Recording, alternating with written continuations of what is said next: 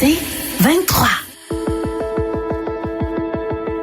Nouvelles technologies, univers numérique et innovation.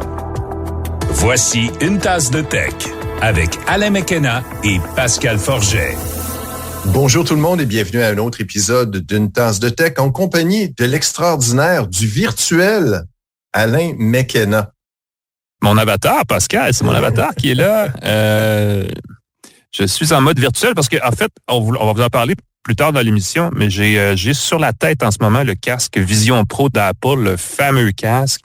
Et plutôt que de vous montrer un casque et vous dire ce que ça fait, je dis tiens, on va vous montrer un petit peu c'est quoi l'espace virtuel ou l'avatar. Eux, ils appellent ça le persona, là, qui est cette espèce de personnage qu'on crée.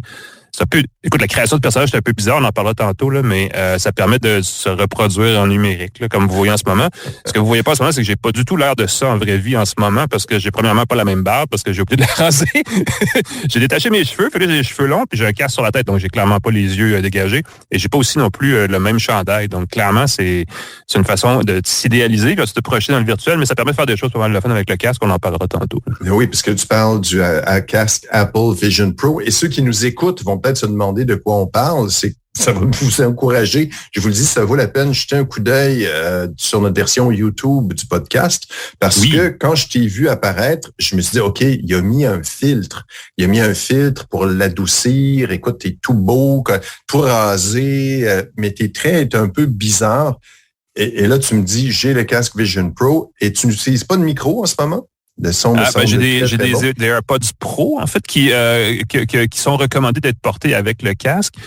On n'a pas besoin d'avoir des écouteurs pour que le casque fonctionne, mais tu sais, le son n'aurait pas été terrible pour nous. Déjà qu'on a eu de la misère avec le son dans le dernier épisode. J'allais pas en rajouter. Mais oui, ça crée un environnement, écoute, c'est assez fou. Puis à la limite, je pourrais être présentement n'importe où dans le monde, puis j'aurais l'air de ça pareil, avec le même environnement derrière moi et tout. Donc, ça enlève... Tu sais, Apple pose beaucoup pour son casque en utilisation de travail, de télétravail. Ça, c'est un bel exemple. Effectivement, ça peut le faire, puis les gens ne sauront pas où est-ce qu'on se trouve sur la planète. Il faut que tu expliques, on va en parler dans la partie des critiques de produits. Comment tu as généré cette persona-là? Comment tu as généré cet avatar-là? Ça m'intrigue beaucoup. Et je te le dis, j'ai eu un aussi grand choc quand je t'ai vu enlever le casque. Qu'est-ce que tu as l'air vraiment? Parce qu'il a fallu que je bidouille dans Zoom. Écoute, on en parlera tantôt. Je vais vous dire ceci juste pour rendre ça plus amusant et rester avec nous parce que je vais vous expliquer comment ce que vous voyez en ce moment en partie est le fruit d'une technologie québécoise. Oh là là! Alors écoute, on va commencer par saluer. Il y a un petit peu de nous là-dedans. On va saluer nos partenaires pour 2024, TELUS et Plan Hub, sans qui le podcast n'existerait pas. On les remercie. Merci de nous permettre de manger et de prendre du poids éventuellement. On va parler écoute, du Galaxy Unpacked, l'événement qui a eu lieu à Paris. Les aubaines des Prime Days d'Amazon, du casque Apple Vision Pro, on l'a mentionné, des photos Google, on va parler des taxis volants, on va parler d'intelligence artificielle. Je suis sûr qu'on va en parler quelque part là-dedans. Oui, c'est ça. Ça serait. Écoute, si on arrive à ne pas parler d'IA pendant la prochaine heure, quelqu'un, je sais pas, on mérite un prix, je sais pas c'est quoi. On se prend un café bonus, Pascal, c'est clair, dans nos tasses réelles et virtuelles. Je peux pas générer une fausse tasse dans mon avatar, malheureusement, parce que j'en ai une vraie ici. Et c'est ça. Si je la prends puis je m'accroche dans mon casque, premièrement, je pense que je casse le casque, je fracasse la vitre, et deuxièmement, je verse du café à côté de ma bouche et personne ne veut ça. Et ça, c'est l'autre chose que les gens vont voir, ceux qui nous regardent en vidéo. Quand tu tiens des objets ou que tu manipules des objets, on voit très bien ta main, mais on voit pas ce que tu tiens. Et ça, c'est encore plus féerique de voir tes mains virtuelles apparaître, très bien rendues, très surprenant. Est-ce qu'on commence par la première nouvelle, Alain, avec Google Photos qui va permettre de transférer toutes ces photos vers Allons-y avec notre espresso d'actualité technologique. Et celle-là commence en force. En fait, écoute, évidemment, dans le communiqué d'Apple et de Google, on dit « Nous faisons avancer le progrès d'une ouverture, d'un partage des données entre utilisateurs, blablabla. » En gros, c'est qu'Apple et Google viennent de faire une fraction de ce qu'on aimerait qu'ils fassent avec tout le reste. Et c'est étonnant. Pour une fois, c'est comme à l'envers. Parce que souvent, c'est genre Apple ouvre son truc et les gens de Google ou d'Android pourront ensuite tirer leurs données. Là, c'est le contraire. C'est que les gens qui ont beaucoup de photos sur Google Photos pourront tout importer ça sur iCloud Photos. Donc, on pourrait transférer dans la bibliothèque iCloud des produits Apple les photos qu'on prend et qui se trouvent dans Google Photos. Google Photos est présent sur les téléphones Android, évidemment, sur tous les appareils Android et ainsi de suite, et aussi sur iPhone. Donc, on peut automatiquement, sans faire trop d'efforts, prendre toutes les photos sur notre iPhone et les envoyer sur iPad ou peu importe, et les envoyer dans Google Photos. Et là, ça, c'est ouvert. Ensuite, c'est accessible de partout, sur n'importe quel appareil. C'est même en ligne sur photo.google.com. iCloud, évidemment, est exclusif aux produits Apple. Donc là, ce qu'on dit, c'est que vous pourrez aller récupérer vos appareils et vos photos, c'est-à-dire pas vos appareils, mais vos photos dans Google Photos et les transférer sur iCloud. Donc, ça marche à l'envers. Je ne sais pas à quel point ça ouvre l'écosystème de la photo numérique, dans le sens où une fois que tu es dans iCloud, tu peux pas aller même ailleurs non plus. C'est ça. Pour les gens qui achètent un téléphone, un iPhone, puis qui avaient des téléphones Android avant, ça simplifie bien des choses. Je vais dire ça comme ça.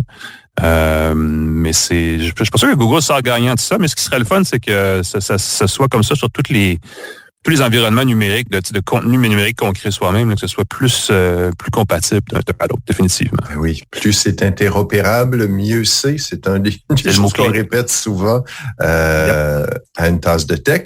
Moi, je voulais parler de ma raison d'écouter les Jeux olympiques de Paris, l'essai de taxi volant qui va avoir lieu. Oui.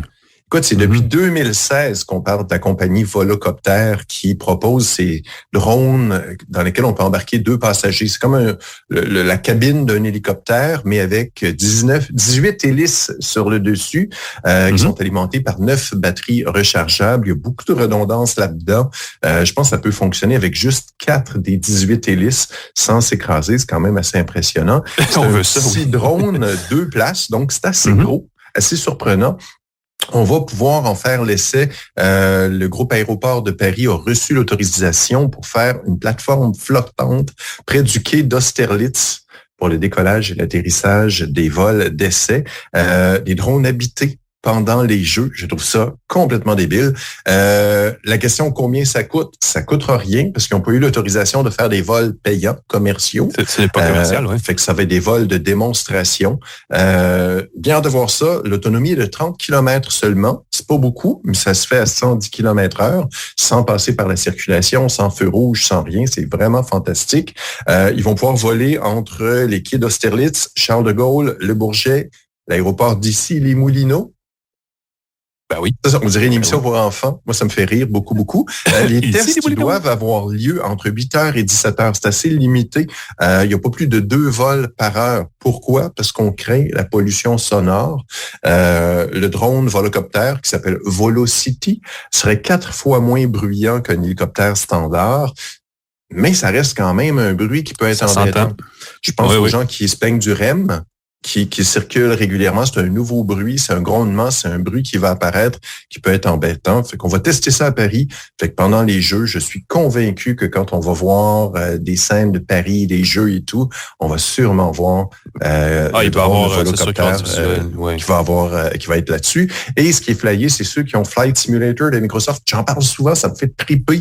On peut voler avec le Volocity de Volocopter. Fait que essayez-le. Voler au-dessus de Paris, vous allez pouvoir voir ça très bientôt. Qui sait, on va peut-être avoir ça au Québec, à Montréal, bientôt pour se déplacer de l'aéroport au centre-ville très rapidement. Et on espère pas trop, à prix pas trop élevé. C'est une belle évolution de la société, je veux dire ça comme ça, de voir les essais de solutions de transport intégrées aux Jeux olympiques. Parce qu'à Tokyo, évidemment, il y a eu la pandémie, donc ça a fait un peu avorter tout le projet. Mais Toyota, qui est évidemment un constructeur japonais, avait comme pris d'assaut tout le site olympique à Tokyo et devait offrir du transport autonome en hydrogène. Tu sais, on avait réinventé la mobilité autour des Jeux olympiques. Là, clairement, à Paris, on essaie ça aussi. Je pense que ça vient maintenant avec les Jeux olympiques ou les gros événements comme ça où on veut en plus démontrer qu'il y a des solutions de mobilité qui existent, qui sont meilleures que celles qu'on a en ce moment. Le problème, c'est que ça reste toujours au stade du prototype et qu'on n'a toujours pas réglé la question de la mobilité. Mais ça, on gardera ça pour un autre podcast, sur un autre sujet, pour un autre tantôt. Nous, on va rester en Europe, par contre, parce que petite nouvelle qui, je pense, va un peu dans le sens de ce que je disais tantôt avec Google et Apple, mais concerne surtout Apple, c'est que l'Union européenne voulait qu'Apple ouvre son protocole Apple Pay, où en fait toute la technologie, tout l'accès à la puce NFC, toute cette technologie qui permet de faire du paiement sans contact pour que Apple Pay ne soit pas la seule option de paiement disponible sur l'iPhone. Clairement, l'Europe n'aime pas Apple, ils sont tout le temps sur leur dos. Et là, Apple a accepté. C'est qu'ils veulent qu'Apple respecte les règles. il y a une question où, je veux dire évidemment, mais c'est une technologie qui est américaine, donc pour eux, en partant, s'il y avait le téléphone européen, je ne sais pas si on aurait la même approche, mais on en reparlera un autre tantôt. Donc, Apple a décidé d'offrir l'accès à la technologie NFC sur ses iPhones à partir de maintenant gratuitement au portefeuille numérique tiers, donc qui sont pas nécessairement Apple Pay. Donc, pour les gens qui ne veulent pas utiliser les services Apple sur iPhone, on pourra bientôt, probablement, peut-être ici aussi, je ne sais pas à quel point Apple va commencer à départager les régions pour fermer son écosystème ailleurs, mais on sent que ça s'ouvre là-dessus aussi. Donc, une autre bonne nouvelle de ce côté-là. J'imagine Google Pay, pas les Samsung, mais les services PayPal, les Venmo. Il y a beaucoup de services qui existent en dehors du Canada qu'on connaît moins ici parce que les banques canadiennes, n'est-ce pas? Mais en tout cas, ça s'ouvre tranquillement pas vite de ce côté-là aussi. Donc, ça aussi, c'est une bonne nouvelle. Oui. Moi, je fais partie d'une autre bonne nouvelle. On va pouvoir, avec les imprimantes HP, imprimer sans avoir besoin de connexion Internet. Et ça, c'est quelque chose qui est assez incroyable. C'est quand la dernière fois que tu as imprimé un document, Alain? Moi, je sais juste que si je pouvais imprimer sans... Parce que je manque toujours de papier. Tu sais, on arrive toujours pour imprimer, puis quand tu as besoin du document important, tu n'as plus de papier. Moi, c'est cette partie-là de l'affaire qui m'embête. Ou alors, il n'y a plus d'encre. Ou alors, le niveau d'encre est bas, puis tu n'as pas touché à l'imprimante depuis 3 ans. On imprime beaucoup moins qu'avant, ça, faut se le dire. On imprime beaucoup moins qu'avant. Des fois, je le fais pour le boulot. Moi, je vous le dis tout de suite, là, les imprimantes au laser, ça change une vie. L'encre ne sèche jamais. T'as pas de problème. C'est ça. Tandis que les cartouches d'encre à jet d'encre, ça sèche tout le temps au moment où on en a le plus besoin. Il y a HP qui va cesser de vendre des imprimantes qui demandaient une connexion Internet pour se connecter. Une série d'imprimantes qui étaient économiques, qui était abordable, qui devait être connecté à Internet pour fonctionner, écoute, le fait d'être connecté à Internet te donnait droit à 1 an de garantie supplémentaire. Ça te permettait de t'abonner à un service, imagine-toi donc, qui t'envoyait automatiquement des cartouches dès que tu commençais à manquer d'encre. Donc, surprise, tu reçois une cartouche d'encre avec la facture qui allait avec. Sauf que, évidemment, si tu utilisais des cartouches qui n'étaient pas d'HP, ça annulait le fonctionnement, ça brisait. Évidemment, tout ce que tu imprimais, ça gardait des informations sur toi, quand, où, comment, qu'est-ce que tu imprimes, à quelle fréquence, ce qui est pas le fun. Donc, on va pouvoir maintenant imprimer sans avoir besoin de se connecter à Internet. Avant, on le branchait directement dans son ordinateur. Maintenant, je trouve que c'est légitime de passer par le réseau. Tu peux avoir ton imprimante dans le fond d'un tiroir, puis quand on a besoin, t'as pas besoin de la brancher physiquement. Ou tu peux avoir un service Internet pour imprimer de l'extérieur vers la maison. Imprimer de l'extérieur. Combien de fois dans une vie on a besoin de faire ça, mais ça peut arriver. Ça arrive très rarement là, que tu es en déplacement, puis tu dis « Hey chérie, peux-tu, s'il te plaît, regarde dans l'imprimante, j'ai imprimé quelque chose. Peux-tu nettoyer l'imprimante qui a bloqué parce que... » Ben oui, c'est ça. Puis remplacer les choses. On va parler des produits Samsung, mais on va parler aussi de la Pixel Watch 3. Ouais, je pense que c'est une bonne nouvelle parce que la Pixel Watch, que j'aime beaucoup, malheureusement, les défauts qui fait que je l'aime pas mal moins que je voudrais l'aimer. Je vais dire ça comme ça parce que on en a parlé, 2 générations d'une montre qui, à mon avis, pour mes goûts personnels, je la trouve trop petite, mais aussi un affichage avec un très, très grosse bordure. Donc, elle avait l'air un peu déjà vieillotte dès jour 1. Là, on présenterait le mois prochain une nouvelle Pixel Watch 3 qui serait beaucoup mieux.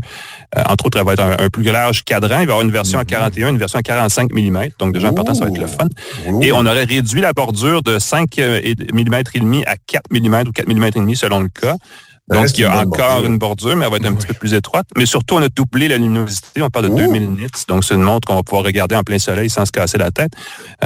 Et on promet aussi une connexion ultra-wideband. Ça, c'est pas une technologie qu'on utilise beaucoup, mais pour l'instant, ça sert à repérer des appareils à proximité. L'application le Find My Device chez Android, puis c'est la même chose, c'est Find My chez Apple, permet de repérer des appareils très largement avec la connexion Internet, mais plus localement, une affaire de quelques centimètres avec cette technologie-là. Et là, on l'aurait intégré pour vrai dans la Pixel Watch. Donc, on pourra retrouver non seulement la montre, mais inversement, à partir de la montre, on peut trouver son téléphone ou autre chose. Et enfin, on intégrerait aussi la version à 5 GHz de la bande Wi-Fi. Ce qui fait ça sonne un peu comme, il serait à peu près temps que ça se fasse. Et là, on le ferait. Ça permettrait, entre autres choses, de streamer en bon français de la musique plus facilement à partir de la montre. Ou des contenus plus riches parce que le Wi-Fi 2.4 GHz, c'est un petit peu moins généreux en termes de bande passante, mais a une meilleure portée dans l'espace. Donc, allez voir. allez savoir. Mais on aura peut-être une Pixel Watch pas mal plus attrayante. Évidemment, une question de prix à suivre, mais dans la foulée de l'annonce de Samsung que tu le disais bien, c'est bien de savoir qu'il y a ça aussi qui s'en vient. Donc, prenez ça en note, les gens qui se magasinent un nouveau kit mobile, parce qu'on n'achète plus un téléphone, on achète un kit maintenant. Il y a ça à considérer aussi. J'aime beaucoup la luminosité élevée, parce qu'une des fonctions dont, étrangement, je me sers beaucoup avec la montre Polar que j'utilise, c'est la fonction lampe de poche. Oui. Des fois, tu fais juste allumer ta montre et l'éclairage est tellement puissant que ça te permet de t'orienter dans une pièce où t'es pas fait. Écoute, vraiment pratique comme fonction. C'est 2000 nits, ça va être encore plus puissant. Je vais pouvoir m'éclairer avec beaucoup plus de plaisir. Bien hâte de l'essayer. Puis, ben oui, on parle de dark, on parle de noirceur. Je vais faire un lien. C'est pas le lien que je pensais pas de faire ce lien-là. Oui, écoute, on va parler de dark web, puisqu'on parlait de lampe de poche. Vraiment, c'est sorti comme ça. Google va bientôt offrir la surveillance du dark web gratuitement. C'est une fonction qui était réservée aux gens qui avaient le service Google One. On a enlevé, entre autres, le VPN. On a enlevé. Google aime ça, remanier ses services régulièrement. Je suis pas sûr, j'aime ça, moi, parce qu'il y a plein de belles applications de fonctions qui étaient offertes, qui sont disparues. La bonne nouvelle, c'est que la fonction de surveillance du dark web va être offerte gratuitement à tous les utilisateurs de Google. Tu vas pouvoir aller dans tes données résultats vous concernant et tu vas pouvoir voir si on parle de toi sur le dark web, qui est souvent un indice que il y a une fuite de données et que les données sur toi, ton numéro de téléphone, ton adresse email, tes mots de passe circulent sur le web. Le truc qui est drôle, c'est que si tu vas sur My Activity, j'ai vu, c'était pas encore activé officiellement. On parlait encore de Google One, mais d'ici la fin du mois, ça devrait être opérationnel pour tout le monde. Il va falloir donner à Google les informations qu'on veut que Google surveille. Et ça m'a un peu surpris. C'est quoi ton nom? OK, il faut que je te le dise. Faut que je te le redonne. C'est quoi le numéro Google de téléphone? Google qui sait déjà tout ça. Ben oui. C'est ça. Quel est le numéro de téléphone que tu veux que je protège? Et là, il faut faire confiance à Google qui, évidemment, va pouvoir à ce moment-là vérifier si notre mot de passe circule dans le côté noir de l'Internet. Internet circule des choses, plein de choses pas propres. L'Internet ombragé. Oui, effectivement. On parle souvent de gadgets, n'est-ce pas? Une tasse de tech, c'est un peu le but de la chose, évidemment. On parle aussi souvent de l'importance de ne pas acheter impulsivement et compulsivement tout et n'importe quoi, surtout au prix de détail suggéré, parce qu'il y a souvent des rabais et ça vient souvent plus intéressant d'attendre un peu. Eh bien, si vous êtes tanné d'attendre, il y a des bonnes nouvelles pour vous. Les 16 et 17 juillet prochains, ça c'est entre ici et notre prochaine balado, donc c'est pour ça qu'on en parle.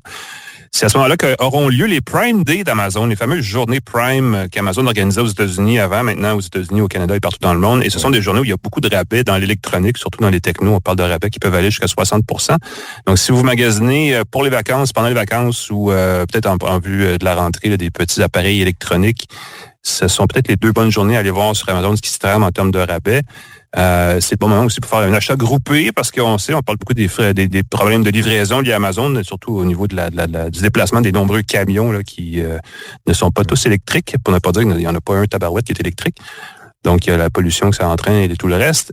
Donc, c'est peut-être un bon moment si vous voulez sauver des sous de magasiner là. Quitte à voir le prix et aller ensuite en magasin plus près de chez vous et à dire, hey, je les ai vus à ce prix-là, est-ce que vous pouvez l'accoter ou le battre? Ça, il y a bien des fabricants, pas des fabricants, des détaillants qui vont faire ça, qui vont dire, hey, si tu trouves un meilleur prix ailleurs, on l'accote. Ben là, c'est l'occasion d'aller voir un bon prix. Donc, prenez note, 16 et 17 juillet. Oui. Évidemment, tu fais bien de le mentionner, les grandes chaînes rivales à Amazon vont probablement faire des rabais dans les mêmes prix. Oui, surveillez ça. Déjà, je suis bombardé. Si tu as reçu des colis, ça m'a fait rire. J'ai reçu un colis d'Amazon et il y a un gros ruban qui t'indique, n'oubliez pas les 16 et 17, mais tu as déjà aussi des offres pré-Prime Days. T'as Best Buy, Walmart et compagnie qui font aussi mystérieusement des aubaines au même moment. Et le truc qu'il faut savoir pour les Prime Days, c'est qu'il faut être membre Amazon. Tu peux t'inscrire gratuitement pour 30 jours, version d'essai. Et une des belles fonctionnalités que les gens ne savent pas d'Amazon Prime, c'est que tu as le droit à du stockage de photos illimité gratuit.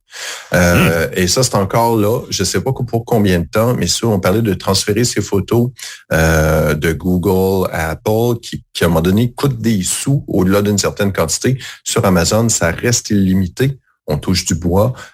C'est inclus. Puis en plus des vidéos, Prime Video, en plus de la musique gratuite. Si on fait beaucoup de commandes sur Amazon, ça peut être embêtant là, pour à peu près $100 par année. 109, 199. t'as la livraison gratuite, t'as la musique, t'as les vidéos et t'as en plus du stockage illimité de photos. C'est à considérer. C'est un bon deal, en fait. Il n'y a pas de doute. Amazon Prime pour les gens qui magasinent un peu. Il y a tout plein d'autres considérations, mais bon, ça, c'est un plus. Ce sont nos espressos de tech qui se terminent. Je te vais prendre une gorgée de café qui me semble plus généreux. Alors, on va y aller, nous aussi, dans les nouvelles plus abondantes. En fait, on va faire le bilan de ce qui s'est passé au Louvre, à Paris, parce que c'était au Louvre, la conférence Samsung Unpacked qui a eu lieu cette semaine. Mais juste avant d'en parler, on présente notre ami et partenaire d'InfoBref, qui, vous le savez, est une infolettre quotidienne qui débarque dans votre inbox à 5 heures du matin, qui vous propose 10 nouvelles à connaître pour commencer votre journée du bon pied. Ça, avec une bonne tasse, virgule de tech. C'est pas mauvais. Allez voir ça, c'est gratuit. C'est sur infobref.com. Ça tombe dans votre inbox. Essayez ça. Vous pouvez aussi... Je pense qu'il y a une pause de balado. Ils avaient une balado pendant un bout de temps, mais je pense qu'ils ont pris une pause estivale. Si vous avez besoin de balado, vous nous écoutez. Abonnez-vous, ça vaut la peine aussi. On vous dit plein de belles choses, dont notamment l'organisation ce mercredi de Samsung Unpacked 2024, où on présentait pas mal des choses assez connues. Là. On savait qu'il allait avoir 2 téléphones pliables. On savait qu'il allait avoir un anneau connecté, le Galaxy Ring. Il y a aussi eu une montre. En fait, il y a 2 montres et clairement, on s'en va dans une tendance. On suit beaucoup Apple. J'ai regardé les principales critiques. C'est « Samsung, ils font comme Apple ». Donc, il y a cette critique-là. Il y a aussi les nouveaux écouteurs Galaxy Buds 3 et 3 Pro. Je ne sais pas comment tu veux décomposer ça. Je pense que tu voulais nous parler de la Galaxy Ring en premier, Pascal. Ben, écoute, elle ne sera pas disponible au Canada, tout simplement. Ah, OK, mon Dieu, je ne savais même pas. C'était juste ça, la nouvelle. On l'attendait, la Galaxy Ring. Attends un peu, c'est un... comment elle s'appelle? Elle n'est pas disponible au Canada. Ça, c'était ma première déception. Il semble que l'équipe de Samsung travaille très fort pour l'amener au Canada bientôt. Et l'autre nouvelle, c'est qu'elle va, pour l'instant, en tout cas, être compatible uniquement avec les téléphones Samsung. Fait qu'on parlait d'environnement fermé. Bon, dans ce cas-ci, elle va coûter $400. Ça, c'est $400, si je ne me trompe pas, américain, pour une bague qui demande d'avoir un appareil Samsung. Si jamais tu changes d'écosystème, tu es un peu coincé. Et ça, je suis pas sûr. J'adore ça. Exactement. Et justement, pour vous donner une alternative, je vais vous parler de la bague circulaire que j'ai au doigt en ce moment, qui est très chouette et qui est française. Fait que ça va être une petite option. C'est ça que je voulais là-dessus. L'autre chose aussi que je voulais te dire, c'est que j'ai pris peu de notes des annonces parce que j'ai pas eu d'informations qui m'a j'ai pas été renversé, j'ai pas été surpris par les annonces. Comme tu l'as mentionné, on a parlé des nouveaux téléphones pliables, la nouvelle génération de téléphones pliables, dont le Z Flip 6. J'avais fait l'essai du Z Flip 5. C'est celui qui est comme les bons vieux Flip d'antan. Un téléphone qui est compact, un téléphone à rabat qui se déploie pour avoir un écran de 6,3 pouces de diagonale. Il va être offert en gris, bleu, menthe et jaune. Le jaune risque d'être assez amusant. Jaune-vert, là, Il n'est pas compatible avec DeX. Ça m'a surpris. Le petit, tu le branches dans un écran et un clavier. Tu ne peux pas le transformer avec un ordinateur. Je me demande pourquoi. C'est un peu étrange. Quand tu le déploies, ça devient un écran de 6,7 pouces. Beaucoup de gens ont dit qu'il était très, très semblable. Je pense qu'il y a beaucoup de mêmes composantes à celui du Z Flip 5, que j'avais beaucoup aimé, je le répète. Il est à partir de 1463 $ canadiens. C'est pas donné pour cet appareil-là. Il a évidemment la nouvelle puce Snapdragon génération 3. C'est Snapdragon 8 génération 3 pour Galaxy. C'est ça, 8 pour Galaxy. T'as entièrement raison. Il y a la grosse nouveauté sur ce téléphone-là, en fait, il y en a 2, c'est qu'on a augmenté la batterie à 4000 mAh, ce qui lui donne une meilleure autonomie. Et on a aussi revu son appareil photo à l'arrière pour faire 50 mégapixels, ce qui est comme généreux. Cela dit, la fiche technique est vraiment extrêmement similaire sous le capot là, à celle du Z Fold 6. Donc, tu fais bien souligner pourquoi il n'y a pas de DeX sur le Flip 6. C'est strictement probablement une question de pousser les gens plus à aller vers le Fold 6, qui est un petit peu plus mince, un peu plus élégant. Écoute, c'est une question de point de vue, évidemment, par rapport au Z Fold 5. Mais lui aussi, même chose, Snapdragon 8 génération 3 pour Galaxy. Donc, il y a un petit twist là-dessus. Ça donne... Cette puce-là a un NPU, on en a déjà parlé, un processeur neuronal qui permet d'avoir des applications comme Galaxy AI. On a beaucoup parlé de Galaxy AI durant la conférence. Entre autres choses, ça permet de prendre des photos. Je pense pas que c'est de l'intelligence artificielle, mais ça permet de prendre des photos en faisant ça de la main. Oh là là! Vous pouvez voir si vous voyez à l'écran. Donc, en faisant une espèce de salut à distance, la photo, le petit roteur se déclenche. Et oui, c'est ça. On pouvait le faire avant sans intelligence artificielle. Exactement. C'est pas un argument, mais on peut aussi compter, sur le Z Fold 6, qui est plus gros, là, je vais vous le dire, il y a un écran de 6,3 pouces quand il est refermé, et là, on le déplie en deux. À l'horizontale, et là, on a un écran plus carré, plus tablette de 7,6 pouces. Et sur cet écran-là, on peut aussi, avec un stylet griffonné ou avec un doigt griffonné dans un document de notes et demander à Galaxy Eye de nous améliorer le dessin. Et là, clairement, il reproduit de façon plus numérique, disons. Si vous dessinez un chat, vous voyez, imaginez un chat maintenant dessiné avec un ordinateur plutôt qu'avec un crayon. Donc, il y a des petites applications comme ça. Sinon, au niveau mécanique, écoutez, que dire de plus? Il y a 12 gigaoctets de mémoire vive. On a du stockage de 256, 512 gigaoctets ou d'1 téraoctet. Il n'y a pas grand-chose à ajouter. Le Z Fold 6 a un téléobjectif de 10 mégapixels en plus des deux autres qui partagent avec le Z Flip. Et son prix, évidemment... Juste dire avant ça, il y a 4400 mAh de batterie. Donc, c'est quand même pas un appareil qui est dénué d'intérêt. Mais là, j'ai pas son prix sous la main, mais il est hors. Je l'ai ici. Écoute, c'est ça, comme tu le dis, c'est pas qu'il n'est pas intéressant. C'est simplement qu'il n'y a pas de révolution, il n'y a pas de grosse une mise à niveau par rapport aux Z Fold 5. Une mise à niveau assez classique, 2564 $ canadiens. Voilà. La version avec 512 GB de stockage pour ceux qui veulent la totale et les 2700 $. Ça, c'est le Z Fold 6, celui qui s'ouvre comme un livre. Exactement. Le Flip s'ouvre comme un téléphone à rabat. Le Fold s'ouvre comme un livre. Presque 3000 $ canadiens avec les taxes. Évidemment, vous pouvez le réserver tout de suite. Il y a, je crois, des rabais pour ceux qui le précommandent. Il va être disponible très bientôt. On a aussi parlé des nouvelles montres, la Galaxy Watch 7 et la Galaxy Watch Ultra. Et j'avoue que la Galaxy... C'est là où on se rapproche un peu de ce que Apple fait en divisant en deux ses montres. En fait, la Apple Watch, on m'a rendu à la série 9, là, mais c'est pas la même, c'est un peu le même principe. Écoute, la Galaxy Watch Ultra est clairement une version plus robuste de la montre, plus gros boîtier. On parle d'un cadran de 47 mm, résistante, comme la Watch 7 a beaucoup des mêmes choses, notamment un processeur Exynos W1000. Là, je vous laisse figurer ce que ça veut dire, mais c'est un processeur qui est plus puissant et amélioré par rapport à la génération précédente, qui était le Exynos W930 de mémoire, qui est un petit peu plus puissant. Donc, on peut imaginer que la montre va être un petit peu plus durable dans le temps pour faire rouler des applications. Il y a une grosse batterie dans la Watch Ultra de 590 mAh, ce qui est quand même pas rien. Je sais pas ça donne quoi comme autonomie. J'ai pas eu l'occasion. J'ai touché la montre, mais j'ai pas joué avec assez longtemps. C'est une montre qui est donc plus grosse, faite en 3 versions, boîtier en titane blanc, noir ou gris. Écoutez, qu'est-ce qu'il y a à savoir? Il y a les mêmes capteurs, étonnamment, que la Galaxy Watch 7, accéléromètre, gyromètre, tout ça, mais il y a une meilleure précision de la lecture de signes vitaux qu'on promet sur cette montre-là, et il y a une résistance à une pression de 10 atmosphères. Donc, on peut aller très, très creux dans l'eau. Elle peut aussi être très précise à une altitude de 9000 mètres. Donc, c'est une montre qui est prête pour aller sur l'Everest, pour ceux qui s'intéressent. Oui, tout à fait. Et la Galaxy Watch Ultra va être vendue au Canada au prix de 880 $. Ouais. Donc, on a découvert qu'il y avait un filon. Là. Les montres Garmin, les montres Polar, les montres Suunto qui coûtent très cher pour les sportifs ont de la concurrence dans ce créneau-là. Clairement, l'avantage de la Watch Ultra, c'est que ça vient avec le système Wear OS de Google. Donc, on a les applications Wear OS qui permettent de faire plus que juste la base de suivi de santé, et ainsi de suite. Là, il y a beaucoup de divertissement et de connectique qui vient avec. Mais à ce prix-là, il faut vraiment la vouloir, la montre. J'ai hâte de voir à quel point Samsung va pousser un peu comme Apple l'a fait avec l'Apple Watch Ultra, là, va pousser aux applications spécifiques dans des créneaux très nichés de courses, de natation, et ainsi de suite. Mais pour les gens qui veulent payer moins cher, bien évidemment, il y a la Watch 7, la Galaxy Watch 7, qui a les 410 $ en version 40 mm et 450 $ en version 44 mm. Il y a aussi une Galaxy Watch FE qui est à 280 $, qui est un peu moins cher. Dans tous les cas, on a le même processeur, une norme d'étanchéité IP68. On a moins de batterie, cela dit, mais tout ça fait que la montre est plus réactive que les Galaxy Watch précédentes. Il y a une version Bluetooth, il y a une version LTE, donc on peut la connecter aussi à un réseau cellulaire, ça coûte des sous nécessairement. Mais je peine à voir le marché de cette montre-là, s'il est très gros et à quel point on innove avec ça.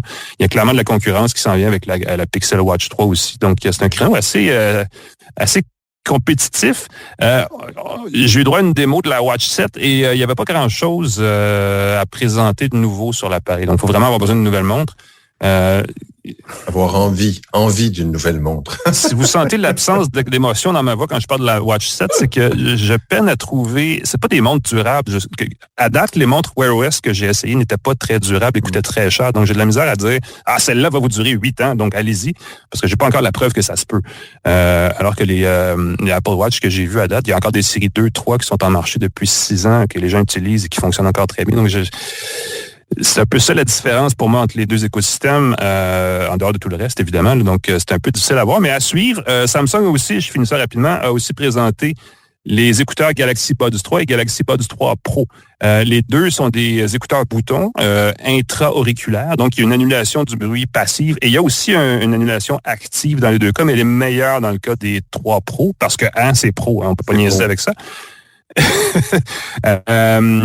Les 3 Pro ont un haut-parleur en 2 morceaux. Il y a le haut-parleur et il y a aussi un tweeter planaire, donc une façon de découper les fréquences qui va probablement créer un meilleur son.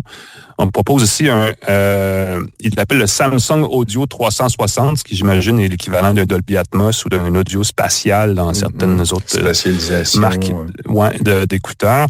Ce sont écoute, on a revu, la grosse affaire avec les Buds 3, c'est qu'on a revu le design. Vous savez, avant, Samsung, il faisait des écouteurs qui étaient des petites, comme des petits boutons, littéralement. Et là, on a ajouté une tige pour le micro, comme les AirPods, comme la plupart des autres écouteurs.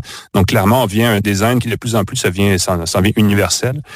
Et ce sont des écouteurs Bluetooth, donc ils sont fonctionnels avec n'importe quel appareil mobile. Et même l'iPhone, évidemment, il y a l'application Samsung qui vient avec, qui permet de paramétrer l'égalisateur, qui, elle, est strictement Android, cela dit. Mais pour ceux qui s'intéressent, il y a tout l'écosystème haut de gamme de Samsung qui a été renouvelé cette semaine. On va probablement, j'espère, je me croise les doigts, parce que là, on n'a pas pu y aller. On était supposé, mais ça n'a pas marché. Écoute, étonnamment, on aurait pu y aller tous les deux à Paris et pour toutes sortes de raisons, on n'a pas pu ni l'un ni l'autre. Ça n'a pas fonctionné, on s'excuse, mais si on a l'occasion de mettre la main sur les appareils, on pourra les essayer et vous donner plus d'informations. Mais c'était ça qui était présenté cette semaine à Paris. C'était la grosse nouvelle. Je regardais les agrégateurs de nouvelles technologiques aux États-Unis, au Canada anglais, et les gens n'en avaient que pour Samsung cette semaine. Donc, clairement, c'était ça l'actualité de la semaine dans le monde technologique.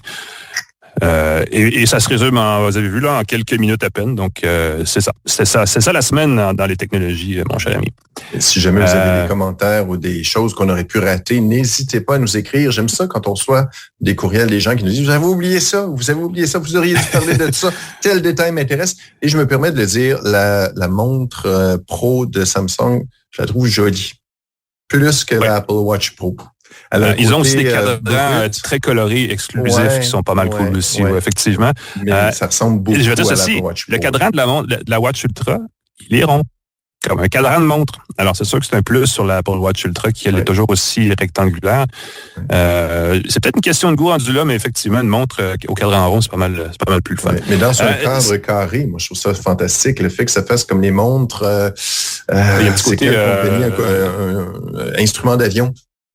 Exact, c'est ça. Ça ressemble un peu à ça, de mettre on a voulu aller chercher ce design-là. Un cadran rond dans un boîtier plus carré. Je trouve que ça vient me chercher, moi qui aime les montres. Excellent. Ça fait le tour des actualités pour cette semaine. On va prendre une courte pause. Je vais enlever le casque Vision Pro que j'ai sur la tête pour vous le montrer plus physiquement, n'est-ce pas, à la caméra de mon ordinateur. Et on continue avec ça. Donc, tout de suite après ceci, une tasse de tech.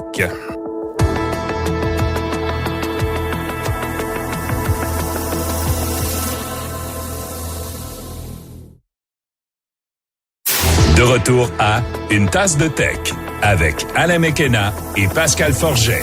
Bienvenue à Une tasse de tech. Je ne sais pas si je sonne différemment parce que je suis de retour dans mon environnement habituel avec mon micro, mon filtre qui, j'espère, fait le meilleur job que la semaine dernière.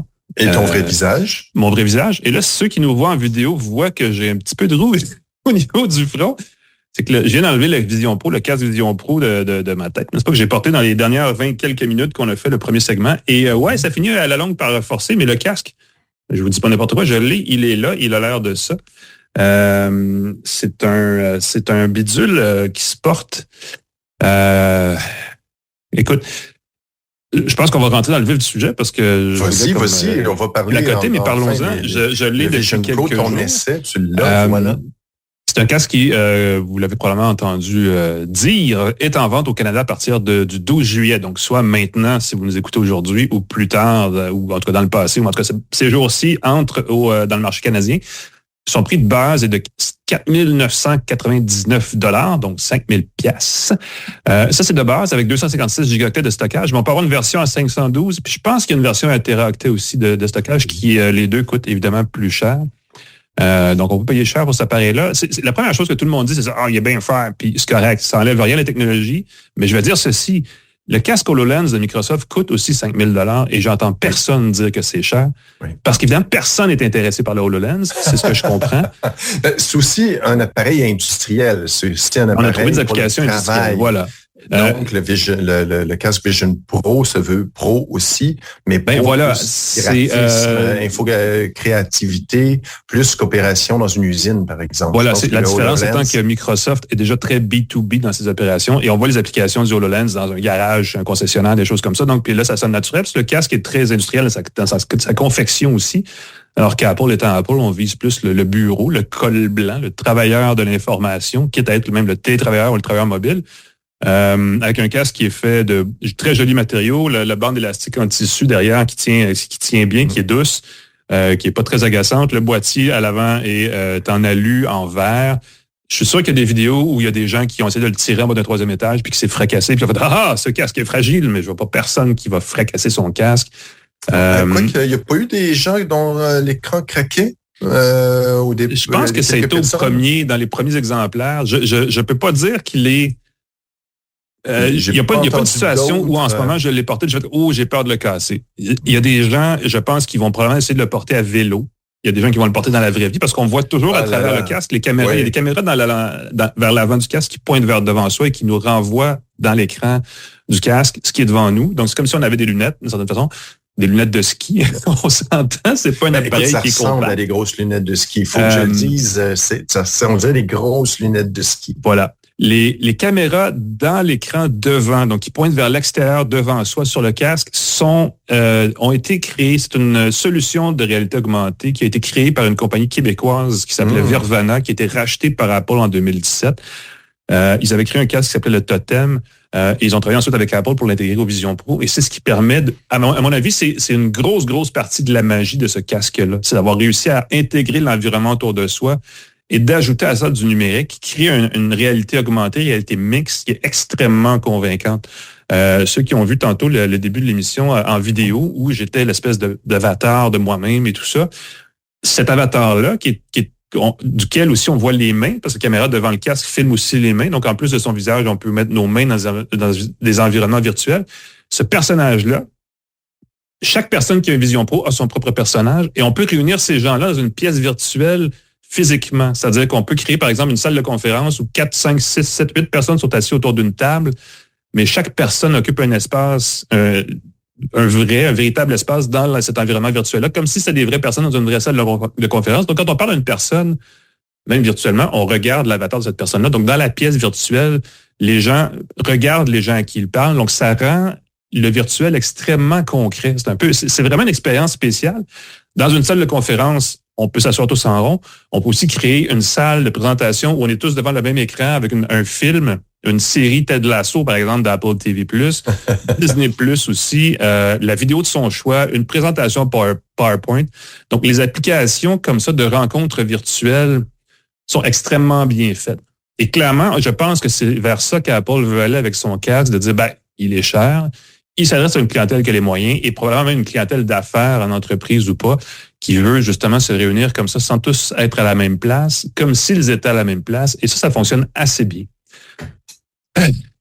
Ça, c'est la qualité immersive de l'appareil. Ce qui est le fun avec Apple, c'est que comme on a un écosystème très fort, on en a profité avec ce casque-là. L'interface logicielle, c'est comme l'écran de iPhone qui apparaît devant soi dans les airs. Donc, il y a des icônes qui sont rondes, par exemple, les icônes flottent des applications. Et là, on choisit celle qu'on veut. On clique du doigt de l'index et du pouce pour faire comme un clic de souris ou comme pour taper sur l'écran. Et ça ouvre l'application. Il y a quelques centaines d'applications natives sur le casque Vision OS. Elles ne sont pas toutes nécessaires, pas toutes très bonnes. Il y a beaucoup d'applications redondantes. J'ai trouvé la suite Office. Il y a Teams de Microsoft, il y a Word de Microsoft, Zoom est natif, WebEx est natif. La suite d'applications d'Apple aussi, de bureautique, là, Mail, tout ça, Safari. Il y a des jeux.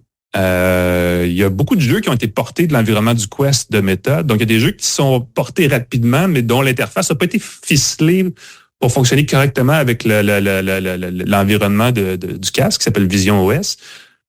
Et là, ça fonctionne moins bien. Mais ce qu'on voit dans ces environnements-là, c'est qu'on a quand même tenté de pousser un peu plus loin l'interface gestuelle. Parce qu'on peut faire un minimum en ce moment avec le Vision OS, avec ses doigts. On peut cliquer, on peut zoomer in et out en pinçant des deux mains.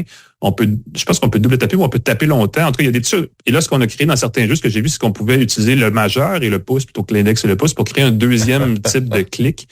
On pouvait aussi lever les paumes, faire aller les pouces, et là, on crée d'autres formes d'environnement. Donc, on sent que cette interface-là va beaucoup évoluer dans le temps. Et ça, je trouve ça très le fun parce qu'Apple, clairement, c'est commis en disant, on a le casque qui est là, mais c'est quelque chose qu'on voit à long terme. Donc, on s'attend qu'il va y avoir des casques plus abordables qui vont nous permettre d'accéder à l'environnement. Et quand ça va être plus raffiné, ça risque d'être une offre assez intéressante. Je parlais des applications natives.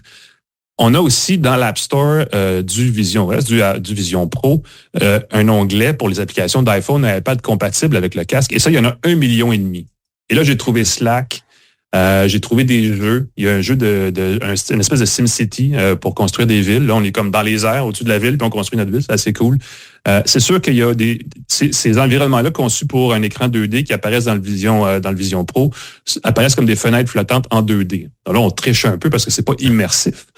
Mais c'est quand même utilisable. Et dans un contexte où on est au bureau et on veut travailler de façon virtuelle, ben là, on peut avoir toutes les applications qui sont sur un téléphone ou sur un iPad qu'on aurait normalement au bureau dans son environnement immersif, en plus de celles qui sont déjà natives. Donc, ça compense. À ce niveau-là, je trouve qu'Apple a fait un meilleur job que Meta, qui partait un peu de zéro avec son casque Quest et qui est très axé sur le jeu en réalité virtuelle.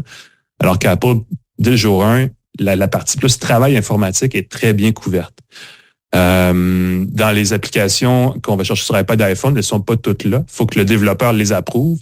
Donc, il n'y a pas Messenger, il n'y a pas Facebook. Google n'a pas mis ses applications non plus. Donc, il y a évidemment c'est pas entièrement complet l'environnement applicatif, mais j'ai trouvé meilleur que ce qu'on disait. Parce que la première critique, c'est « Oh, il n'y a rien comment faire sur le casque », mais c'est pas vrai, il y a plein de choses qu'on peut faire. La première chose que j'ai faite, j'ai écrit mon texte pour le devoir sur l'appareil, dans Word, devant moi, avec le casque. J'ai jumelé un clavier par Bluetooth, donc je pouvais écrire. J'avais dans le coin là une fenêtre de RDS, l'application RDS pour iPhone, mais dans le casque qui flottait en haut à gauche dans mon champ de vision. À droite, j'avais mes courriels, j'avais un navigateur Safari, j'avais Slack. Je veux dire, c'était assez le fun comme immersion, mais ça demande une grosse adaptation parce que taper sur un clavier, on sait pas trop, on voit pas son environnement, on regarde à des places, parce que nos yeux, c'est le curseur de la souris, l'équivalent. Et quand on regarde ailleurs, ça s'en va dans l'application. Donc, on peut rapidement là s'y perdre et faire des mouvements qu'on n'aurait pas, qu'on penserait pas à faire, fermer des applications par erreur. Tu sais, oui, c'est pas 100%. C'est ça, il faut que tu apprennes. J'imagine que tu peux fermer ton environnement extérieur. Par défaut, tu vois au travers. Oui, mais là, tu as différent. Tu as des environnements où tu sais, l'appareil comme tel, le casque, il y a un bouton et une couronne, la même couronne que l'Apple Watch. Et tu peux tourner la couronne et là, ça varie ton degré d'immersion, soit pour justement voir ce qui est autour de toi comme si tu avais des lunettes, ou alors ça masque le fond avec un environnement virtuel qui est un paysage quelconque. Là, effectivement, tu vois rien. Mais tu restes quand même dans un environnement numérique immersif. Et ça, j'ai trouvé ça bien ficelé aussi. On laisse les gens décider comment ils veulent. Le casque fait 600 quelques grammes. Il est pas lourd, mais si on le serre moindrement trop ou si on a comme pas la tête idéale, ça finit que ça, vous voyez, ça marque, mais ça vient aussi un peu pesant. Ça peut aussi donner, mettre une pression qui à long terme n'est pas super le fun.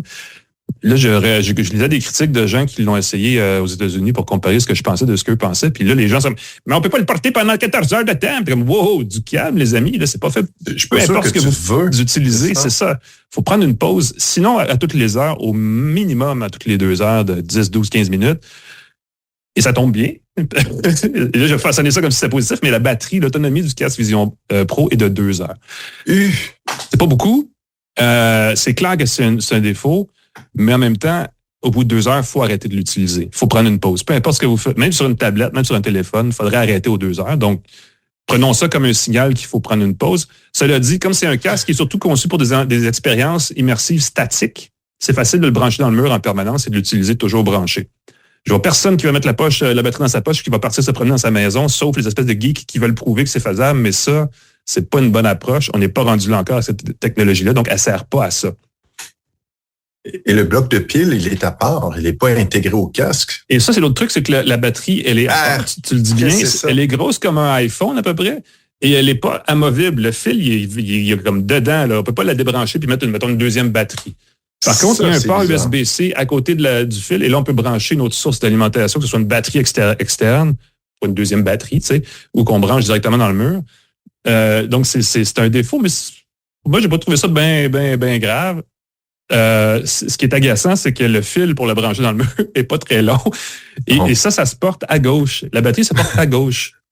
Fait que si la prise est à droite, tu passes devant toi, tu es pris dans ton fil tout le temps. Donc, au niveau de l'ergonomie, là, on aurait pu trouver quelque chose de différent. Je vais dire ça comme ça. Ça reste une limite et c'est certainement quelque chose qui va être corrigé dans les versions à venir. Allez savoir. Bon, évidemment, à partir de là, qu'est-ce que je peux vous dire? À quoi sert ce casque-là? Je pense que ça, c'est la première question qu'il faut se poser. Parce que là, évidemment, il y a l'attrait de la nouveauté et tout ça, mais est-ce que ça vaut la peine d'acheter un casque de 5 000 $? Si vous êtes tout seul dans un appartement qui n'a aucune insonorisation et que vous aimez regarder la télé, écouter de la musique, aller sur Internet, jouer à des jeux, et vous faites tout ça sur un téléviseur, sur un système de son, sur un téléphone, sur une tablette, qui ont toutes 14 ans d'âge, et que là, vous êtes dû pour tout remplacer, et que vous voulez pas faire de bruit, mais vous voulez comme... Là, il y a une fenêtre d'opportunité, comme on dit en bon anglais, ou peut-être que ça vaut la peine parce que ça remplace tout ça. Mais ça reste un environnement fermé. C'est-à-dire que c'est dans votre tête, c'est devant vos yeux, mais vous pouvez pas vraiment faire ça à deux. C'est limité parce qu'il n'y a pas tous les jeux, il n'y a pas toutes les applications, il n'y a pas tout ça. Et si vous êtes un travailleur mobile, il n'y a pas des applications de pointe pour travailler à distance sur le casque, ne sont pas toutes disponibles. Il y a deux affaires. On peut, si on a un MacBook, regarder son Mac et faire surgir le desktop de son ordinateur dans l'espace devant soi et là, contrôler son ordinateur à distance dans cet environnement-là. Donc là, on peut aller chercher des applications qui ne sont pas natives sur iPad ou sur Vision Pro ou sur iPhone et les utiliser dans cet environnement-là. C'est pas super naturel, c'est pas super plaisant, mais ça se fait. L'autre truc, c'est que si vous l'utilisez, puis il y a du monde autour de vous, des vraies personnes dans la même pièce que vous qui veulent vous parler, le casque automatiquement les détecte et les fait surgir dans votre espace virtuel. Donc là, il y a une espèce de vide qui se crée dans votre champ de vision et là, la personne émerge. De l'autre côté, la personne, ce qu'elle voit, c'est il y a l'écran, l'espèce d'écran en vert sur le Vision Pro devient un affichage qui va afficher soit une espèce de bande bleue qui bouge, qui veut dire « dérangez-moi pas », ou alors nos yeux apparaissent. Mais là, c'est une vidéo de nos yeux qui, un peu comme l'avatar de tantôt, on disait « uncanny » l'autre jour. Là, c'est un peu étrange. On est comme « est-ce que c'est vrai? Est-ce que c'est pas vrai? » Il y a un petit malaise bizarre qui apparaît. Donc, ça rend ça un peu... clairement, on entre dans un nouveau monde. Est-ce que c'est bon ou pas? Je ne sais pas. Mais c'est au minimum amusant. Donc oui, c'est pas un casque qui est pour tout le monde. Ça, c'est entendu. C'est un casque qui est vraiment pour des gens. Je pense, regardez, les chiffres de vente les projections sont pas très élevées non plus. Donc, j'ai l'impression qu'on veut surtout aller chercher les gens qui vont amener d'autres gens éventuellement à s'acheter une version plus abordable. Oculus, avant d'être acheté par Meta, c'est un peu ça qu'ils ont fait. Et le Quest 2, qui est le premier casque qui valait la peine dans cette gamme-là, est peut-être le 4e ou 5e casque de cette gamme de casques-là qui ont été mis en vente avant que ça devienne quelque chose de grand public. Et là, on a un Quest 3 qui est pas si mal, qui coûte 650 $, mais qui est pas aussi raffiné à tous les niveaux que la Vision Pro.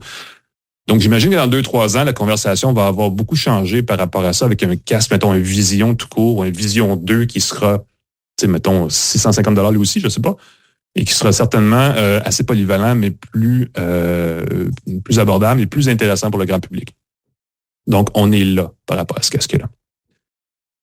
Est-ce que dans quelques années, on va dire que c'est rien, ça va être rendu 1 000 $ et puis tout le monde va se promener avec ça dans la rue? Je ne sais pas si on veut sortir de la maison avec ça au visage. Évidemment, ça prend une connexion Internet pour fonctionner. Donc, ça prendrait un jumelage avec son iPhone ou avec un téléphone ou une source Internet. Peut-être qu'on va vouloir chez Apple utiliser l'écosystème pour mousser un peu type l'avatar, entre autres, qu'on crée avec ce qu'ils appellent le persona, là, qu'on crée avec le casque. Peut-être qu'on va pouvoir l'utiliser sur iPhone. Ça va donner une espèce de personne, d'icône, de face partout dans l'univers Apple, je sais pas. Mais je ne sais pas comment on va le créer autrement qu'avec le casque. Parce que pour le créer, ce que ça prend, c'est qu'il faut prendre le casque, l'ôter de sa tête et le pointer devant soi à l'envers. Et là, les caméras du casque nous regardent. Et c'est un peu comme quand on configure Face ID sur iPhone. Là, il nous voit. Là, on regarde des deux côtés, en haut, en bas, on ferme les yeux, on sourit. Et là, il interprète, j'imagine, les muscles du visage, je ne sais pas trop, pour ensuite les réutiliser quand on le porte et qu'on s'exprime. C'est une belle technologie qui est définitivement extrêmement nouvelle. J'ai jamais vu ça nulle part ailleurs. Je pense pas que ça existe de cette façon-là nulle part ailleurs non plus. Donc, ça demande une certaine habitude, mais on pourrait vouloir chez Apple uniformiser cette création d'icônes, d'images, de notre propre photo d'utilisateur pour aller vers ça.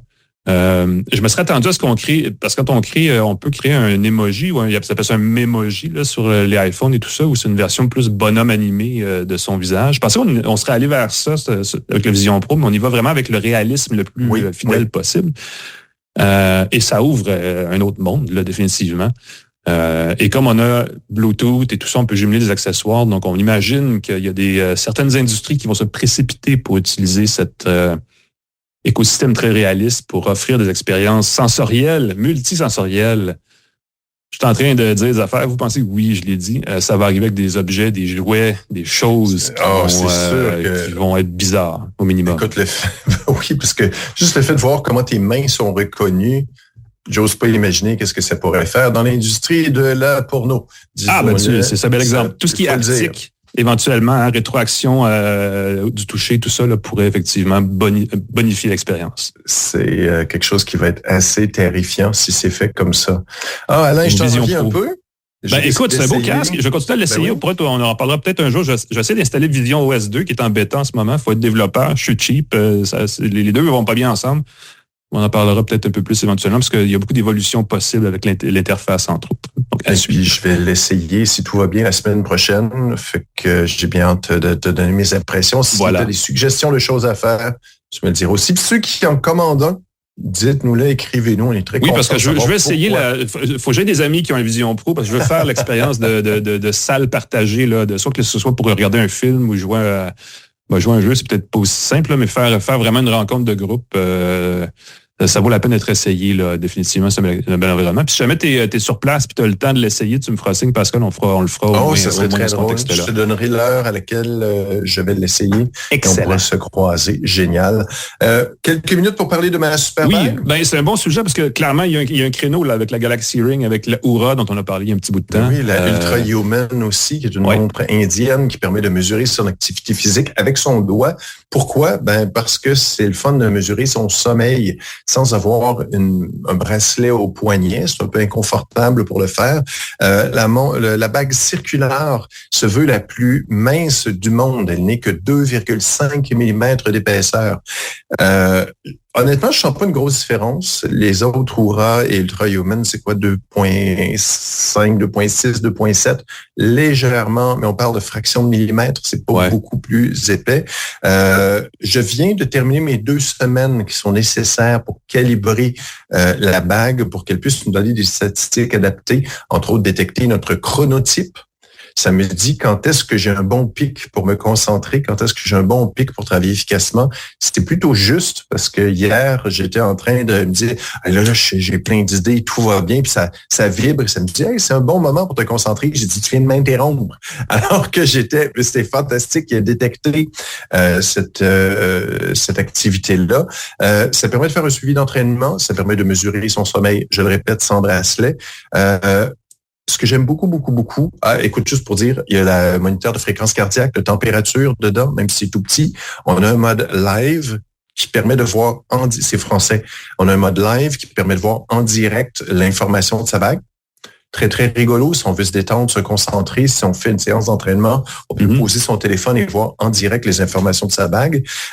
La chose que j'ai trouvée particulière, ça mesure le nombre de pas, comme beaucoup de podomètres, sauf que ça a mesuré hier, selon ma montre polaire, j'ai fait plus de 20 000 pas et la bague n'en a détecté que 4 000.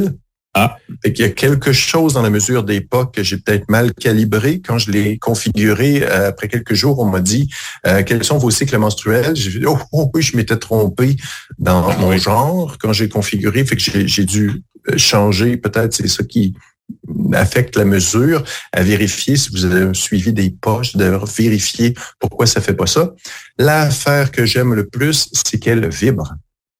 Et ça, trouve ça génial. Pour te réveiller sans déranger quelqu'un, tu as une rétroaction, tu peux indiquer des rappels de médicaments. Tu peux avoir une vibration, tu peux mettre une minuterie. Je travaille beaucoup. Très bizarre, je sais pas si tu savais ça de moi. Je travaille beaucoup avec des minuteries. Je me mets un compte à rebours. Je me dis, je veux me concentrer, je veux travailler. Je me mets 20 minutes, une demi-heure. Ouais. Voilà. 45 minutes. Je me dis, j'ai une réunion dans 1 heure. Je me mets une minuterie. Ça vibre à mon doigt.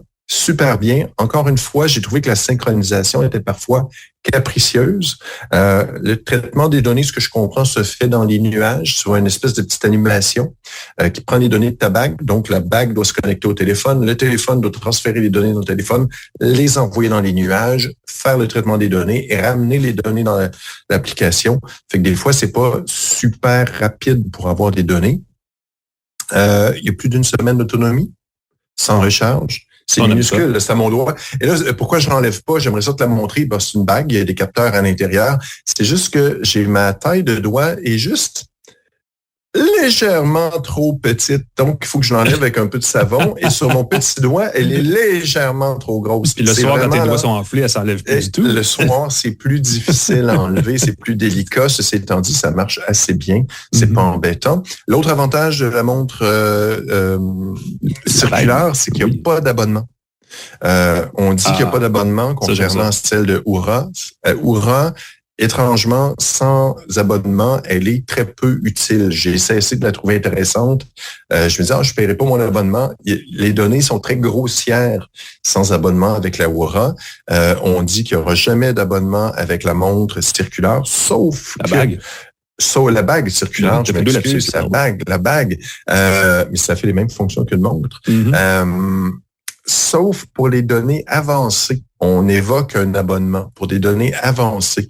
Et en ce moment, on a par exemple la possibilité d'activer des alertes si le rythme cardiaque est trop bas ou trop élevé ou si notre taux d'oxygène est trop faible.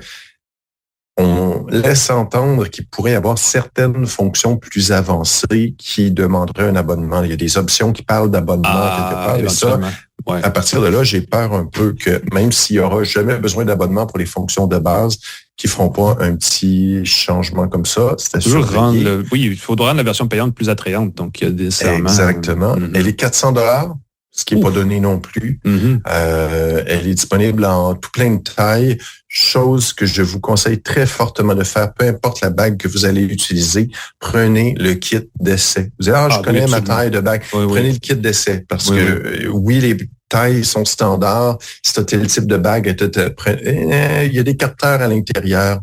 Essayez-le, regardez qu'est-ce qui vous convient, regardez dans quel doigt vous voulez la porter. Puis l'affaire d'une fraction de millimètre fait la différence des fois, donc c'est exactement. Précis, La montre, par exemple, l'Ultra Human est légèrement trop grosse pour mon doigt. On parle de fraction de millimètre, un peu trop grande. La circulaire, la bague, légèrement trop petite pour un doigt, légèrement trop grosse pour l'autre. C'est vraiment embêtant avec le kit.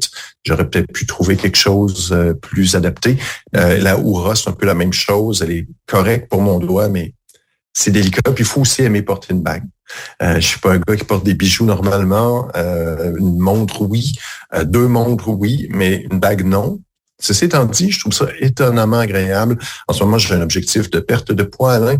Ça paraît dans mon visage. Oui, monsieur. T'as l'air top chef. Pourtant.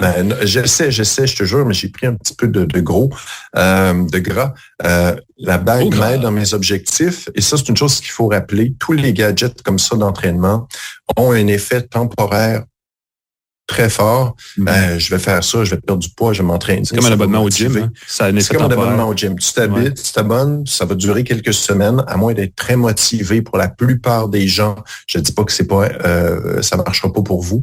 Pour la plupart des gens, l'effet est temporaire. Fait qu'assurez-vous que si vous achetez ça dans l'objectif de perdre du poids. Est-ce qu'elle est très graffinée au niveau de la paume de la main? Parce que moi, c'est souvent ça, mon problème, ces bagues-là, ça prend 2 semaines, puis là, c'est comme ici, là, c'est tout magané. Écoute, c'est drôle parce que dans les infos, la chose que j'aime bien, c'est qu'il y a un petit cercle qui t'indique que la bague est dans la bonne position. Les capteurs doivent être à l'intérieur de la main. Oui, j'ai déjà commencé légèrement, ceux qui nous regardent en vidéo, légèrement, on commence à avoir un peu d'usure. On déconseille de l'utiliser si on utilise des poids et haltères au gym. On sait que quand on utilise des poids et haltères, la friction de la barre, l'acier aussi, l'acier va frotter sur l'acier. Fait que c'est pas conseillé de l'utiliser comme ça. Ils ont une version pro de la bague circulaire qui, elle, a une espèce de capote de couverture qu'on peut mettre par-dessus. De protecteur, oui, ça fait une bague sur la bague. Là. Mm-hmm. Une bague sur la bague, un petit truc en silicone pourrait être une bonne option. Je suggère ça à Circulaire. Si jamais vous voulez une petite capote en silicone qu'on pourrait mettre sur sa bague de base pour simplement la protéger pendant qu'on va au gym. J'ai pas trouvé que c'était inconfortable, mais oui, on sent qu'on accote. Ceux qui portent des bagues le savent. Là, il y a un contact du métal contre le métal. Oui. Quand je fais mes pull-ups. Le 30e, là. Même quand mettons, si tu fais du terrassement et là, tu transportes des roches, ça marque. Tous les matériaux moindrement abrasifs vont finir par laisser des marques sur une bague aussi solide soit-elle. Parce que même des bagues en soi-disant titane de l'espace, graphite de l'univers, je sais pas quoi. Ouais. Il n'y a rien de parfait, là. Ça se marque, effectivement. Voilà, la bague circulaire, la bague connectée, très belle option si vous cherchez une bague connectée qui va être compatible avec le iPhone et avec tous les téléphones Android, contrairement à celle de Samsung. Attachez votre truc ici. On remercie nos partenaires. Voilà, oui, ça finit le show. On termine comme Pascal. ça. Oui, c'est excellent. Merci TELUS, merci Plan Hub. Alain, je te remercie infiniment. Au plaisir de te revoir. Merci Pascal Forget, que j'en profite pour te nommer au complet parce que c'est aussi l'adresse de ton site web pour les gens. Et voilà, pascalforget.com. Alain, on peut te lire dans le Devoir un peu partout. On remercie C23, le groupe Cogeco qui diffuse et distribue partout au Québec et dans le monde le podcast. Claude Hébert et Jean-Christophe Ouellette à la mise en onde. Passez une très, très belle fin de journée et à la prochaine tout le monde.